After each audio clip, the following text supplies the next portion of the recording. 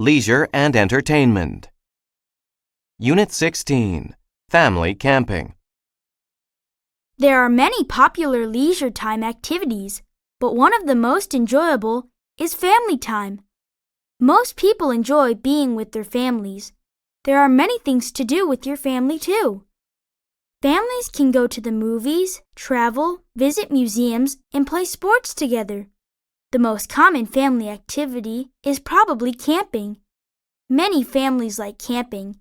It is a chance for the whole family to work together. They can stay in the wild, children gather dry wood for the fire, their parents set up the tents, then the whole family gathers around the fire. They enjoy a special meal together. Then they set off into the woods with a compass and a map. After hiking the trails, everyone gets a fishing pole. Each person casts the fishing line out into the river. Who gets the biggest fish? It's a great contest. Later, the children clean the fish by the river.